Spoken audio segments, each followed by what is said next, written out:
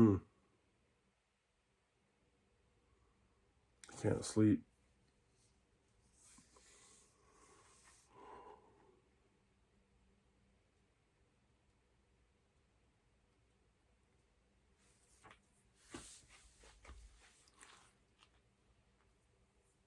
I saw the Odyssey. Been listening to a lot of critics and what they had to say about it. Being Christian and being Orthodox, and um, listening to a lot of conservative critics more than liberal critics.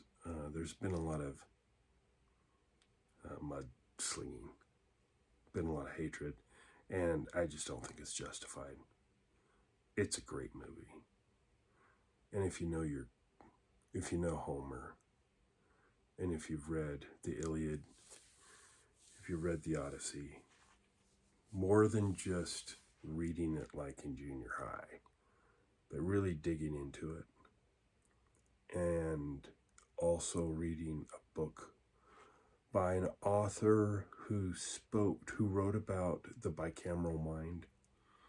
And I view the Iliad and the Odyssey a beautiful story of gods and men and what happened to that relationship because of Odysseus's trick.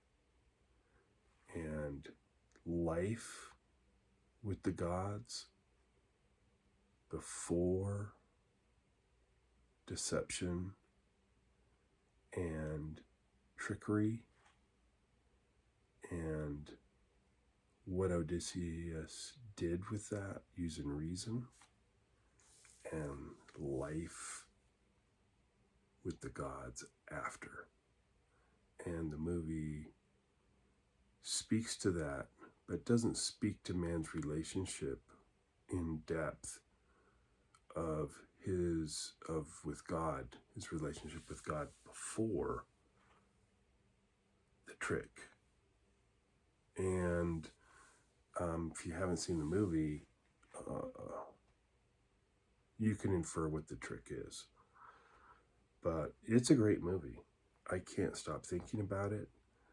For those people who are critics because of Nolan casting a transgender person or a black person as Helen of Troy, you need to stop. It's just not worth it. Nolan has a relationship with the actress or actor who plays, who's the transgender actor in the movie. Nolan casted her, he, she, I don't know what you would say, in Inception. She was a main character. So casting this actor in the Odyssey isn't anything far-fetched because obviously they're friends in real life. And what's wrong with casting a transgender person to act?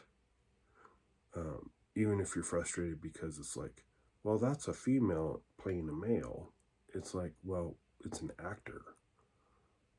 Actors act and play roles that aren't in their nature per se.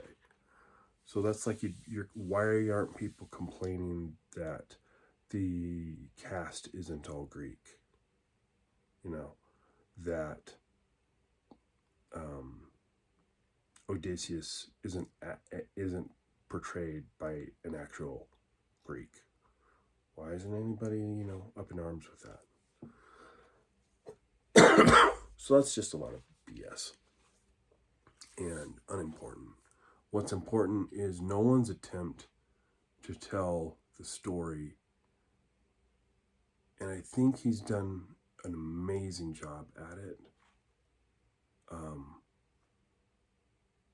I suggest people read The Bicameral Mind.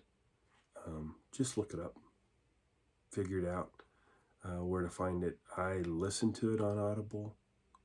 It'll blow your mind.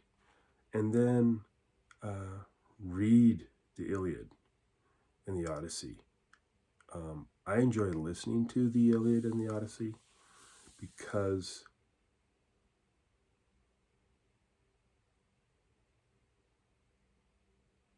it was just they got great narrators. It's such a classic tale, and listening and hearing the gods speak to man in the Iliad specifically is pretty cool. So, and what else? But great movie. It was just a great movie, and I don't have anything like negative to say about it. The cinematography was great. The music is mind-blowing, and I'm going to download that on Spotify because they used all ancient instruments from that classic Greek time period. And it really kind of gives you a sense of the Golden Age and understanding when the Golden Age ended in Greece. And you can directly compare the story of the Iliad and the Odyssey to a much briefer version of man's relationship with God in the Bible, in Genesis specifically. Just what a great movie. I have nothing negative to say about it. So, gonna be golfing with my son here in about 4 hours. It's pretty early. Couldn't sleep. So I'm here talking to you all.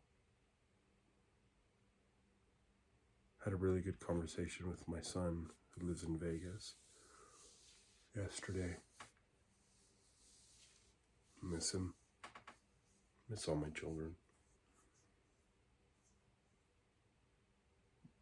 I love my life.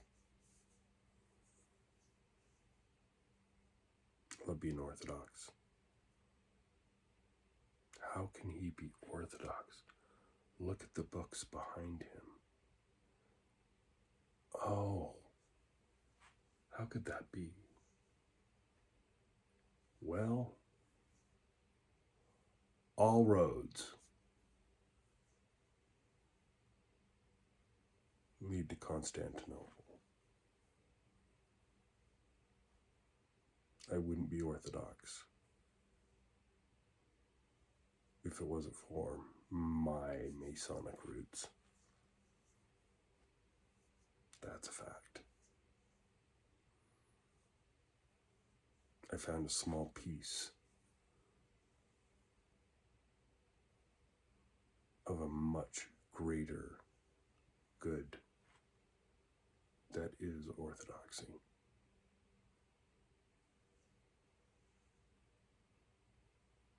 God has a way of leading us to our final destination without us even knowing we were on a path. Pretty awesome.